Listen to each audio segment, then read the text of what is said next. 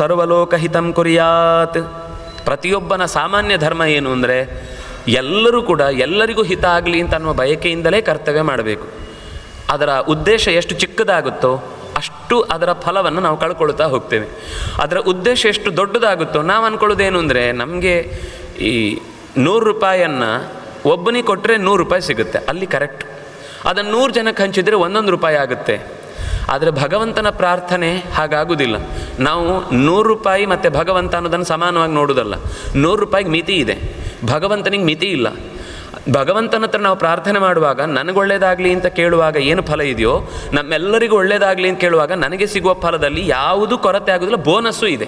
ಯಾಕಂದರೆ ಎಲ್ಲರಿಗೂ ಒಳ್ಳೆಯದಾಗಲಿ ಅಂತ ಕೇಳಿದರೆ ಪುಣ್ಯ, ಮತ್ತು ಅದರಲ್ಲಿ ಎಲ್ಲರಲ್ಲೂ ನಾನೂ ಒಬ್ಬನಾಗಿದ್ದೇನೆ, ಅದರಿಂದಾಗಿ ನನಗೆ ಒಳ್ಳೆಯದಾಗಬೇಕು ಅಂತನ್ನುವ ಅಂಶದಕ್ಕೂ ಸಿಗಬೇಕಾದ ಪುಣ್ಯ, ಎರಡೂ ಸೇರಿ ಹೆಚ್ಚು ಒಳ್ಳೆಯದಾಗುತ್ತೆ. ಅದನ್ನೇ ಋಷಿಗಳು ಲೋಕಾ ಸಮಸ್ತ ಸುಖಿನೋ ಭವಂತು ಹೇಳಿದ್ರಿಂದ ಅವರು ಋಷಿಗಳಾದರು.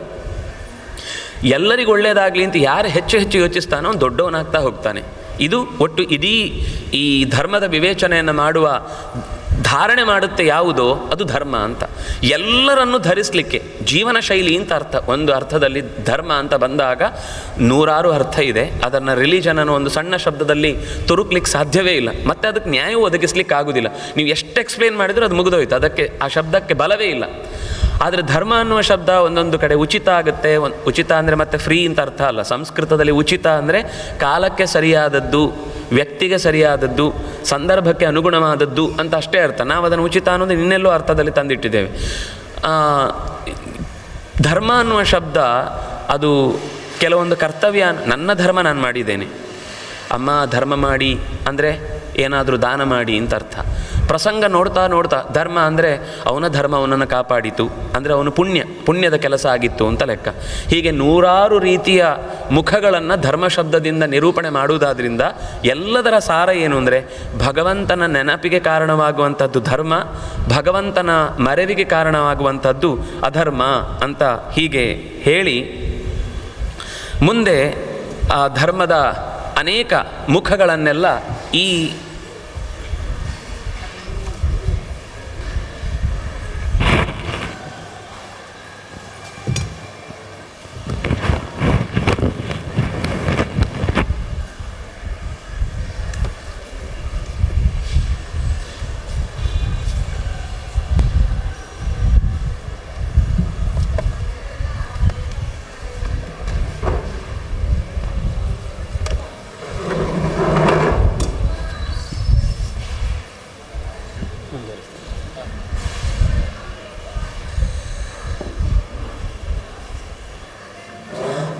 ಯಸ್ವಧರ್ಮಂ ಪರಿತ್ಯಜ್ಯ ಭಕ್ತಿಮಾತ್ರೇಣ ಜೀವತಿ ನ ತಸ್ಯ ತುಷ್ಯತೆ ವಿಷ್ಣು ಆಚಾರೇಣೈವ ತುಷ್ಯತಿ.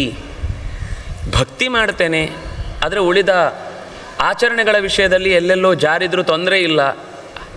ನಮ್ಮ ಸ್ವಧರ್ಮ ಆಗಿದ್ದು ಅದನ್ನು ಕೃಷ್ಣನು ಶ್ರೇಯಾನ್ ಸ್ವಧರ್ಮ ವಿಗುಣ, ಒಂದು ವೇಳೆ ಗುಣದಲ್ಲಿ ಸ್ವಲ್ಪ ಹೆಚ್ಚು ಕಮ್ಮಿ ಇದ್ದಾಗಲೂ ಅದು ಸ್ವಧರ್ಮ ಆಗಿದೆ, ಅದು ಶ್ರೇಯಾನ್. ಸ್ವನುಷ್ಠಿತಾತ್ ಪರಧರ್ಮಾತ್, ಯಾಕೆಂದರೆ ತುಂಬ ಚೆನ್ನಾಗಿ ಆಚರಣೆ ಮಾಡಿಯೂ ಇನ್ನೊಬ್ಬರ 2 ಸಮಸ್ಯೆ. ಒಂದು, ಅವನ ಧರ್ಮವನ್ನು ನಾವು ಆಚರಿಸಿದ್ರಿಂದ ಆ ಉದ್ಯೋಗವನ್ನು ನಾವು ಕಸಿದ ಹಾಗೆ, ನಮ್ಮ ಉದ್ಯೋಗವನ್ನು ನಾವು ಮಾಡದೇ ಇರುವುದರಿಂದ ಆ ಉದ್ಯೋಗದಿಂದ ಆಗಬೇಕಾದ ಫಲವನ್ನು ಸಮಾಜವನ್ನು ಕಳೆದುಕೊಳ್ಳುವ ಹಾಗೆ ಮಾಡಿದ್ದು. ಇದು 2 ರೀತಿಯ ದೋಷ ಇರುವುದರಿಂದಾಗಿ ಭಕ್ತಿ ಅನ್ನೋದು ಬೇಕು ಎಷ್ಟೋ ಅಷ್ಟೇ ಅದಕ್ಕೆ ಸಂಬಂಧಪಟ್ಟ ನನ್ನ ಧರ್ಮವನ್ನು ನಾನು ಒಬ್ಬ ಅಧ್ಯಾಪಕನಾಗಿ ನನ್ನ ಅಧ್ಯಾಪಕ ವೃತ್ತಿಗೆ ಅಷ್ಟು ಗೌರವ ಕೊಟ್ಟು ಭಗವಂತನ ಚಿಂತನೆಯಲ್ಲಿ ತೊಡಗಿದರೆ ಮಾತ್ರ ಅದು ಪೂರ್ಣವಾದ ಕಾರ್ಯ ಆಗುತ್ತೆ. ನನ್ನ ಕೆಲಸ ಬಿಟ್ಟು ನಾನು ಇನ್ನೇನೋ ಬೇರೆ ರೀತಿಯಿಂದ ಭಾರಿ ಅಂದರೆ ನಮ್ಗೆ ಯಾವುದರಿಂದ ಹೆಸರು ಬರುತ್ತೋ, ಯಾವುದರಿಂದ ದುಡ್ಡು ಬರುತ್ತೋ, ಯಾವುದರಿಂದ ಇನ್ನೇನಾಗುತ್ತೋ ಅದು ದೊಡ್ಡದು ಅಂತನೋ ಒಂದು ತಪ್ಪು ಕಲ್ಪನೆ ಶಾಸ್ತ್ರದ ಹಿನ್ನೆಲೆ ಇಲ್ಲದೆ ಇರುವುದರಿಂದ ಬಂದದ್ದಿದೆ. ಆದರೆ ಅದನ್ನು ಇಲ್ಲಿ ಸನಕರು ನಾರದರಿಗೆ ಉಪದೇಶ ಮಾಡುವಾಗ ಆ ಮಾತುಗಳ ಬಗ್ಗೆ ಅನೇಕ ಚಿತ್ರಣಗಳನ್ನು ನಮ್ಮ ಮುಂದೆ ಇಡ್ತಾರೆ. ಸ್ವಧರ್ಮಹೀನ ಭಕ್ತಿಶ್ಚ ಪ್ರಕೃತ ಇತ್ಯೇವ ಪ್ರಕೀರ್ತಿತ. ಎಷ್ಟೇ ಮಾಡಿಯೂ ಧರ್ಮದ ವ್ಯವಸ್ಥೆಯ ಅಂದರೆ ನನ್ನ ಕರ್ತವ್ಯ ಅಂತ ಅರ್ಥ. ಸ್ವೇ ಕರ್ಮಣಿ, ನನ್ನ ಕರ್ತವ್ಯ. ಅದು ಪಾತ್ರೆ ತೊಳೆಯುವುದು ಇರಬಹುದು, ಪ್ರಧಾನಿಯಾಗಿ ಕರ್ತವ್ಯ ನಿರ್ವಹಿಸುವುದು ಇರ್ಬೋದು. ನಮ್ಮ ತಲೆಯಲ್ಲಿ ಏನು ಅಂದರೆ ದೇವರ ಒಳಗೆ ಕೂತು ಮಾಡಿದ ಕರ್ಮ ದೊಡ್ಡದು, ಹೊರಗಡೆಯಿಂದ ನಾನು ಭತ್ತ ಕುಟ್ಟಿ ಅದನ್ನು ನಿವೇದನೆಗೆ ತಂದಿಟ್ಟ ಕೆಲಸ ಚಿಕ್ಕದು ಅಂತ. ಖಂಡಿತ ಅದನ್ನು ನಿನ್ನೆಯ ಮಾತಿನಲ್ಲಿ ಒಂದು ಬಂತು, ಒಬ್ಬ ಧನಿಕನಾದವನು ಅತ್ಯಂತ ಗಟ್ಟಿಮುಟ್ಟಾದ ಕಲ್ಲುಗಳಿಂದ ಕೂಡಿದಂಥ ಮೆಟ್ಟಲುಗಳುಳ್ಳ ತಟಾಕವನ್ನು ಕಟ್ಟಿಸುವುದು ಒಂದೇ, ಒಬ್ಬ ಅತ್ಯಂತ ಬಡವನಾದವನು ಒಂದು ಸಣ್ಣ ಮಣ್ಣಿನ ಹೊಂಡ ತೆಗೆದು ಎಲ್ಲರಿಗೂ ಮಡುವಿನಂತೆ ನೀರು ಸಿಗುವ ವ್ಯವಸ್ಥೆ ಮಾಡಿದರೂ ಎರಡಕ್ಕೂ ಸಿಗುವ ಫಲ ದೈವ ಕೊಡುವುದು ಒಂದೇ ಅಂತ. ಯಾಕೆಂದರೆ ದೇವರು ಪರ್ಸೆಂಟೇಜ್ ನೋಡೋದು ಹೊರತು ಅವನ ವ್ಯವಸ್ಥೆಯಲ್ಲಿ ಅವನಿಗೆ ಎಷ್ಟು ಶ್ರಮ ಹಾಕಬಹುದಿತ್ತೋ ಅಷ್ಟು ಶ್ರಮದಲ್ಲಿ ಎಷ್ಟನ್ನು ವಿನಿಯೋಗಿಸಿದ್ದಾನೆ ಅಂತ ಅನ್ನೋದನ್ನು ನೋಡುವುದು ಹೊರತು ಪ್ರಮಾಣದಲ್ಲಿ ಎಷ್ಟು ಹಾಕಿದ್ದಾನೆ. ನಮಗೆ ಸಾಮಾನ್ಯ ಹೊರಗಿನ ವ್ಯವಸ್ಥೆಯಲ್ಲಿ ದೊಡ್ಡ ಪ್ರಮಾಣ ಕೊಟ್ಟವರನ್ನು ಕಲ್ಲಿನಲ್ಲಿ ಕೆತ್ತಿಸ್ತೇವೆ, ಕಮ್ಮಿ ಇಟ್ಕೊಂಡ್ರೆ ಅವನನ್ನು ಬಿಟ್ಟು ಬಿಡ್ತೇವೆ, ಅವನಿಗೊಂದು ಪಂಚಕಜ್ಜಾಯ ಕೊಟ್ಟು ಕಳಿಸ್ತೇವೆ ಅಂತ ಅನ್ನೋ ವ್ಯವಸ್ಥೆ ನಮಗೆ ಅದನ್ನು ಅಳಿಲಿಕ್ಕೆ ಬರುವುದಿಲ್ಲ ಅನ್ನೋ ದೃಷ್ಟಿಯಿಂದ. ಆದರೆ ಭಗವಂತ ಅಳಿಯುವಾಗ ಅದನ್ನು ಲೆಕ್ಕಕ್ಕೆ ತೆಗೆದುಕೊಳ್ಳುವುದಿಲ್ಲ. ನಾವು ಎಷ್ಟು ದೊಡ್ಡವರು ಅಂತ ಹೊರಗಡೆಯಿಂದ ತೋರಿಸಿಕೊಳ್ಳುವ ಪ್ರಯತ್ನ ಮಾಡ್ತೇವೋ ದೇವರ ವಿಷಯದಲ್ಲಿ ನಾವು ಅಷ್ಟು ಚಿಕ್ಕವರಾಗ್ತಾ ಇರ್ತೀವಿ. ದೇವರನ್ನು ನಾವು ಉಪಯೋಗಿಸ್ಕೊಳ್ಬೇಕು ಯಾವುದಕ್ಕೆ ಅಂದರೆ ನಾವು ದೊಡ್ಡವರಾಗಲಿಕ್ಕೆ ಅಂದರೆ ಹೊರಗಡೆಯಿಂದ ಅಲ್ಲ, ಒಳಗಡೆಯಿಂದ. ಈ ದೃಷ್ಟಿಯಲ್ಲಿ ಧರ್ಮ ಅನ್ನೋದನ್ನು ಬಿಟ್ಟು ಉಳಿದನ್ನು ಎಷ್ಟು ಕರ್ತವ್ಯಗಳನ್ನು ನಿರ್ವಹಿಸಿದರೂ ಅವನು ಚಿಕ್ಕವನಾಗ್ತಾ ಹೋಗ್ತಾನೆ ಅಂತ ಹೀಗೆ ಹೇಳಿ ಮುಂದೆ ಒಂದು ಚೆನ್ನಾಗಿರುವ ಭಗವಂತನ ಸ್ತೋತ್ರವನ್ನು ಹೇಳ್ತಾ ಏನೇನು ಮಾಡು ನೀನು ಅಂತ ಉಪದೇಶ ಮಾಡ್ತಾ ಹೋಗ್ತಾನೆ. ನಮಗಿದೆಲ್ಲೋ ಬೇರೆ ಕಡೆಯಿಂದ ಕೇಳಿಸಿದ ಹಾಗೆ ಅನಿಸುವಂಥದ್ದು. ತ್ಯಜ ದುರ್ಜನ ಸಂಸರ್ಗಂ ಭಜ ಸಾಧು ಸಮಾಗಮಂ ಕುರು ಪುಣ್ಯ ಮಹೋರಾತ್ರಂ ಸ್ಮರ ವಿಷ್ಣುಂ ಸನಾತನಂ ಕುರು ಪೂಜಾಂ ಮಹಾವಿಷ್ಣೋ ಯಾಹಿ ಶಾಂತಿಂ ಅನುತ್ತಮಂ ಅಂತ ನಾವು ಸ್ಮರ ಕೃಷ್ಣಂ ಭಜ ಹರಿಂ ನಮ ವಿಷ್ಣುಂ ಶ್ರಯಾಚ್ಯುತಂ ಅನ್ನುವ ಮಾತು ವೇದವ್ಯಾಸರ ಸ್ಫೂರ್ತಿ ಅನ್ನೋದಕ್ಕೋಸ್ಕರ ನಾನು ಈ ಮಾತು ನೆನಪಿಸಿಕೊಂಡೆ. ಬಿಡಬೇಕು ಯಾವಾಗಲೂ ದುಷ್ಟರ ಅಂದರೆ ಸಜ್ಜನ ಸಂಘ ನಾನು ಮಾಡ್ತೇನೆ. ದೇವರ ಹತ್ರ ಆಣೆ ಇಡುವಾಗ ನನಗೆ ಸಜ್ಜನ ಸಂಘ ಮಾಡಲಿಕ್ಕೆ ಖಂಡಿತ ಇಷ್ಟ ಇದೆ, ಆದರೆ ದುರ್ಜನ ಸಂಘ ನೀನು ಬಿಡಿಸ್ಬೇಕು. ಎನಗೂ ಆಣೆ ರಂಗ ನಿನಗೂ ಆಣೆ. ಏನು ನಮ್ಮ ನಡುವೆ ಒಂದು ಕಮಿಟ್ಮೆಂಟು ಅಂದರೆ ನಾನು ಒಳ್ಳೆಯ ಚಿಂತನೆಯನ್ನು ಮಾಡಲಿಕ್ಕೆ ತಯಾರಿರ್ತೇನೆ, ಆದರೆ ಕೆಟ್ಟ ಚಿಂತನೆಗಳ ಸಂಪರ್ಕವನ್ನು ನನಗೆ ಬಿಡಿಸುವ ಶಕ್ತಿಯನ್ನು ನೀನು ಕೊಡು. ಯಾಕೆಂದರೆ ನಾನು ಮಾಡ್ತೇನೆ ಅಂತ ಅನ್ನೋದೇ ಸುಳ್ಳಲ್ವಾ. ನಿರ್ಮಮಃ ಅಂತಂದಾಗ ನನ್ನದು ನಾನು ಅನ್ನುವ ಎಚ್ಚರ ಎಲ್ಲಿಯ ಇದು ಹೇಳುವುದು ಬಹಳ ಸುಲಭ, ಆದರೆ ನಾನು ಅನ್ನುವ ನೆನಪು ಪ್ರತಿ ಕೆಲಸದ ಜೊತೆಗೂ ಅಂಟಿಕೊಂಡಿದ್ದಾಗ ಇದರ ಹಿಂದೆ ಅನೇಕ ಅಧಿಷ್ಠಾನಂ ತಥಾಕರ್ತ ಕರಣಂಚ ಪೃಥಗ್ವಿಧಂ ವಿವಿಧಾಶ್ಚ ಪೃಥಕ್ ಚೇಷ್ಟಾ ದೈವಂ ಚೈವಾತ್ರ ಪಂಚಮಂ ಅನ್ನುವ ನೆನಪು ಯಾವಾಗಲೂ ಇದ್ದಾಗ ಇದರಲ್ಲಿ ನಾನು ಒಂದು ಪಾರ್ಟ್ ಅಷ್ಟೇ. ಅದರಿಂದಾಗಿ ಉಳಿದ ಎಲ್ಲ ಕ್ರಿಯೆಗಳಿಗೆ ಸಂಬಂಧಪಟ್ಟ ಅನೇಕ ಚಟುವಟಿಕೆಗಳಲ್ಲಿ ಸೇರಿಕೊಂಡು ನನ್ನನ್ನು ಭಗವಂತ ಈ ಕೆಲಸದಲ್ಲಿ ತೊಡಗಿಸಿದ್ದಾನೆ ಎನ್ನುವ ಎಚ್ಚರ ಇದ್ದಾಗ ಹುಟ್ಟುವ ಭಕ್ತಿ ಏನಿದೆ ಅದು ಧರ್ಮವನ್ನು ಯಾವತ್ತೂ ತ್ಯಾಗ ಮಾಡುವುದಕ್ಕೆ ಬಿಡುವುದಿಲ್ಲ. ಹಾಗೆ ಭಗವಂತನ ಸೇವೆಯನ್ನು ನೀನು ನಿರಂತರ ಮಾಡು ಅಂತ ಆ ಅಂಶದಲ್ಲಿ ಹೇಳಿ ಒಂದು ಮಾಸೋಪವಾತ ವ್ರತವನ್ನು ಹೇಳಿ ಲಕ್ಷ್ಮೀನಾರಾಯಣ ವ್ರತ ಅಂತ ಒಂದು ಪ್ರತಿ ಹುಣ್ಣಿಮೆಯ ದಿವಸ ತ್ರಿಕಾಲ ಪೂಜೆಯನ್ನು ಮಾಡಿ ಭಗವಂತನಿಗೆ ಉತ್ತಮವಾದ ನಿವೇದನೆಯನ್ನು ಸಲ್ಲಿಸಿ ಪೂಜೆಯನ್ನು ಮಾಡುವಂತಹ ವ್ಯವಸ್ಥೆಯನ್ನು ಹೇಳ್ತಾರೆ. ಅದರ ಜೊತೆಗೆ ಒಬ್ಬ ಗೃಹಸ್ಥಾಶ್ರಮಿಯಾದವನು ಏನೇನು ಮಾಡಬೇಕು ಅಂತ ಹೇಳುವಾಗ ಆಚಾರ್ಯರು ಇದರ ಬಗ್ಗೆ ಎಲ್ಲ ಸಾರವನ್ನು ತೆಗೆದು ಹೇಳಿದ ಹಾಗೆ ನಮಗೆ ಸಿಗುವಂಥದ್ದು ಅವರು ಕೊಟ್ಟಂತಹ ಅನುಷ್ಠಾನ ವಿವರಗಳಲ್ಲಿ. ಇಲ್ಲಿ ಅದರ ತುಂಡು ತುಂಡು ಅಂಶಗಳು ಎಲ್ಲೆಲ್ಲಿಂದಲೂ ಸಿಕ್ಕಿ ಹಾಕಿಕೊಂಡು ನಮ್ಮ ಎದುರುಗಡೆ ಬಂದು ನಿಲ್ಲುತ್ತೆ.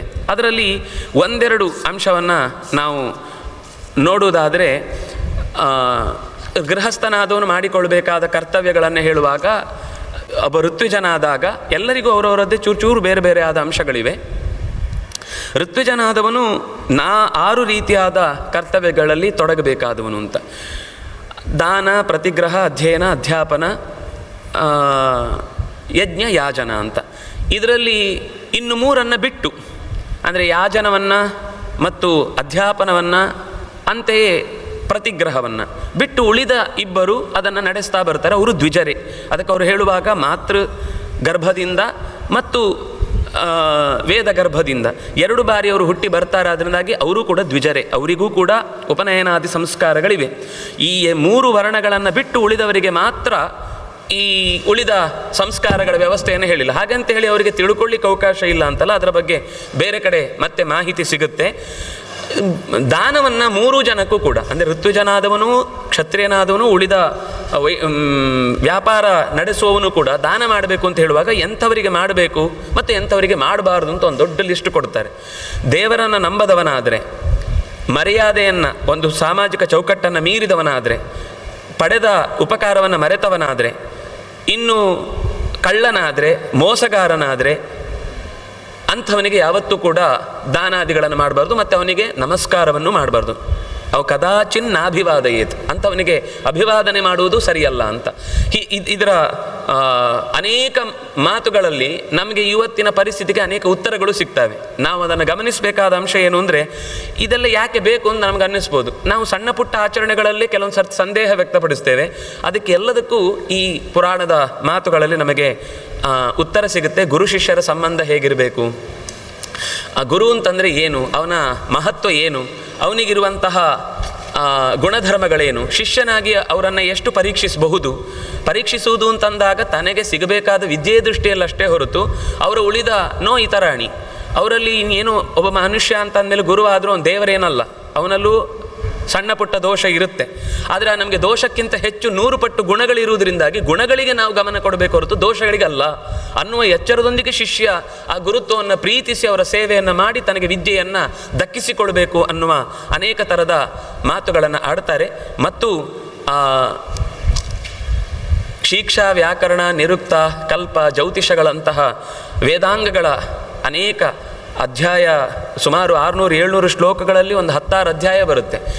ಬಹಳ ಸುಂದರವಾಗಿ ನಾವಿವತ್ತು ಯೋಚಿಸಬಹುದಾದ, ಅಂದರೆ ಇದರ ಬಗ್ಗೆ ನಾನು ಎಷ್ಟು ಹೇಳಿದರೂ ನಮಗೆ ಅದರ ಸ್ಥೂಲ ಪರಿಚಯ ಇದ್ದರೆ ಇದರ ಮೇಲೆ ಮತ್ತಷ್ಟು ಪರಿಚಯ ಮಾಡಿಕೊಳ್ಳಿಕ್ಕೆ ಸುಲಭ ಆಗುತ್ತೆ. ಮತ್ತೆ ಮುಂದೆ ಇಡೀ ಮಂತ್ರಗಳ ಒಂದು ಸಮಗ್ರ ಪ್ರಪಂಚವನ್ನು ಪರಿಚಯಿಸ್ತಾರೆ. ಯಾವ ಅಕ್ಷರ ಇರಬೇಕು, ಯಾವ ಸಂಖ್ಯೆಯಲ್ಲಿ ಇರಬೇಕು, ಎಷ್ಟನೇ ಅಕ್ಷರ ಈ ಅಕ್ಷರ ಆಗಿರಬಾರ್ದು, ಈ ಅಕ್ಷರ ಆಗಿರಬೇಕು ಅನ್ನುವ ಅನೇಕ ಮಹತ್ವಯುತವಾದಂತಹ ಸಂಗತಿಗಳನ್ನು ನಿರೂಪಣೆ ಮಾಡ್ತಾರೆ. ಎಲ್ಲ ದೇವತೆಗಳಿಗೂ ಸಂಬಂಧಪಟ್ಟ 1000 ಅಕ್ಷರದಿಂದ ಹಿಡಿದು 1 ಅಕ್ಷರದ ತನಕದ ಎಲ್ಲ ಮಂತ್ರಗಳು ಹೇಗೆ ಕೆಲಸ ಮಾಡ್ತವೆ, ಯಾವ ಸಂಖ್ಯೆಯಲ್ಲಿ ಇರಬೇಕು, ಯಾವ ಸಂಖ್ಯೆಯಲ್ಲಿ ಇರಬಾರ್ದು, ಯಾವ ಅಕ್ಷರ ಇರಬೇಕು, ಯಾವ ಅಕ್ಷರ ಇರಬಾರ್ದು, ಏನನ್ನು ಜೋಡಿಸಬೇಕು, ಹೇಗೆ. ನಮಗಿದೆಲ್ಲ ಕೇಳಿದರೆ ಹೀಗೆಲ್ಲ ಇದೆಯಾ, ನಮಗೆ ಇದೆಲ್ಲ ತಲೆಗೆ ಹೋಗೋದಿಲ್ಲ. ನಾವು ಜಪ ಬಿಟ್ಟು ಒಂದು ಜಪ ಅಂತಂದರೆ ಕನಿಷ್ಠ ಪಕ್ಷ ಕೃಷ್ಣಾಯ ನಮಃ ಅಂತ ನೆನಪಿಸಿಕೊಳ್ಳುವುದನ್ನೇ ನಮಗೆ ಕಷ್ಟ ಆಗುತ್ತೆ ಅನುಸಂಧಾನ ಮಾಡಲಿಕ್ಕೆ.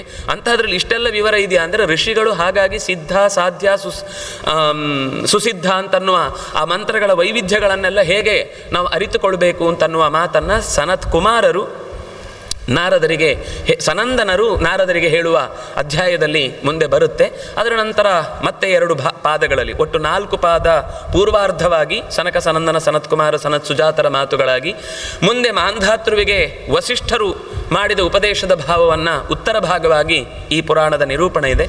ಮತ್ತೆ ಉಳಿದ ಚಿಂತನೆಯನ್ನು ನಾಳೆಯ ದಿವಸದಿಂದ ನೋಡಲಿಕ್ಕಿರುವಂಥದ್ದು. ಸಾಧ್ಯವಾದಷ್ಟು ಅದನ್ನು ಸಂಗ್ರಹಿಸುವ ಪ್ರಯತ್ನವನ್ನು ಕೃಷ್ಣ ಮಾಡಿಸಲಿ ಅಂತ ಪ್ರಾರ್ಥಿಸ್ತಾ ಉಭಯ ಶ್ರೀಪಾದರಿಗೂ ಮತ್ತೊಮ್ಮೆ ಹೃತ್ಪೂರ್ವಕವಾದಂತಹ ಕೃತಜ್ಞತೆಗಳನ್ನು ಅರ್ಪಿಸ್ತಾ ಕೃಷ್ಣ ಅರ್ಪಣಮಸ್ತು.